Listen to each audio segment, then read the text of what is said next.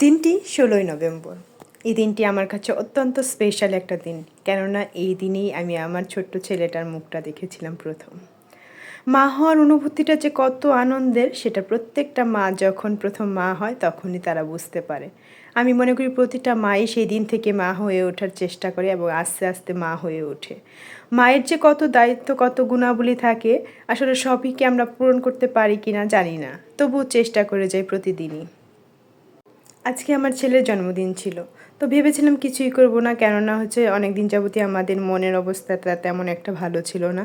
তো ছেলে এর আগেই বলেছিল, যেহেতু জন্মদিন ছোট বাচ্চারা তো আর বুঝতে পারে না সেই সব কিছু, তো ও বলেছিল পায়েস আর লুচি করে দিতে। লুচিটা খায় না, তবুও সে বলেছিল আমিও সকাল সকালে লুচি আর পায়েস করেছিলাম, পায়েসটা খেয়েছে, লুচি খায়নি।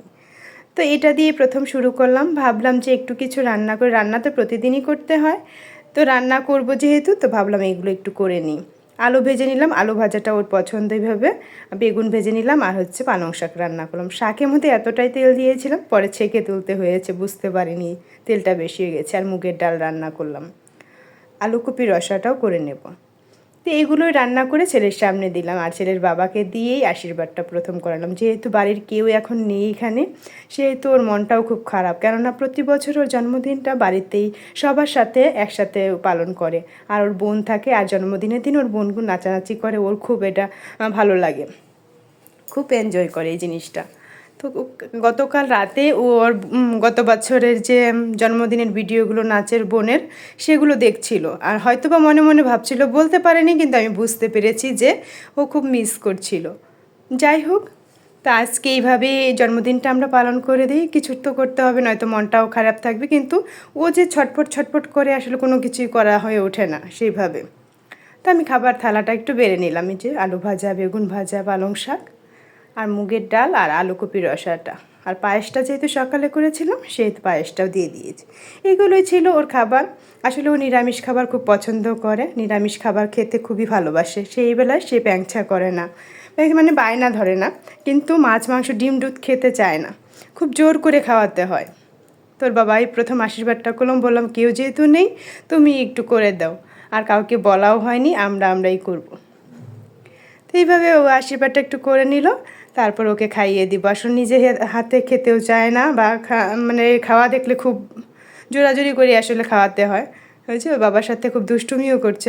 ওকে আশীর্বাদ করলো, যে বলতেছে বসতে, কিন্তু ও একটু পরে পরে দৌড় দেয় সেখান থেকে। ওকে জোর করে ধৈর্য আইনা বসাইতে হয়েছে, ছবি তুলবে সেটাও করতে চায় না। তো যে পায়েসটা পছন্দ খুবই, আসলে মিষ্টি জাতীয় যে পায়েসটা খুব পছন্দ করে, সেহেতু পায়েসটা খেতেও খুব স্বাচ্ছন্দ্য বোধ করে। আর ওই বলেছিল পায়েসের কথা, তো পায়েসটা আমি সেজন্যই বিশেষ করে করা। তো খাচ্ছে আর গল্প করছে বাপির সাথে। তো এই পর্বটা শেষ হয়ে গেলাম। এখন বিকালে যেহেতু কিছু করব না করে আবার বলছে, মা আমার জন্য তো কেক আনলে না, সেহেতু ভাবলাম নিজেই একটু কেক বানিয়ে দিই।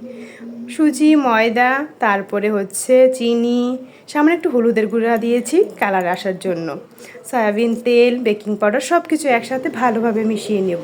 মিশিয়ে নিয়ে এখানে দিয়ে দেবো আমি 2 কাপের মতো গরম দুধ। তো সেটা দিয়েও একদম সুন্দরভাবে মিশিয়ে নেব। মিশিয়ে নেওয়ার পরে যে একটা ছোট্ট করে কেক বানিয়ে নেব, এটাই, আর কিছুই না। আর দিয়ে দিলাম ভ্যানিলা এসেন্স, দিয়ে ভালোভাবে মিক্স করে নিয়েছি। একটা টিফিন বক্সের মধ্যে তেল মাখিয়ে দিয়ে দিলাম কিছু কিশমিশ, আর উপর থেকে যে আমি যে কেকের উপকরণটা করেছিলাম সেটা দিয়ে দিলাম, দিয়ে একটু বাটিটা ঝাঁকিয়ে নিলাম, এরপর বসিয়ে দেবো তাওয়াতে। তাওয়াটা ভালোভাবে হাই হিটে গরম করে নিয়েছি, এরপর ঢাকনা দিয়ে ঢেকে নিয়েছি, নামিয়েও নিয়েছি। ছেলে কী করলো, একটু চাকু দিয়ে খোঁচা দিয়ে কিছুটা ভেঙেও ফেলেছে, কি আর করা, আবার তো বানানো সম্ভব না, তাই ওটাই দিলাম ওকে কাটতে। তো কেটে নিয়েছে, বাপির সাথেই কেকটা কেটে নিয়েছে, তো বাপি মুখে দিয়ে দিল, একটু খেলো কি না খেলো।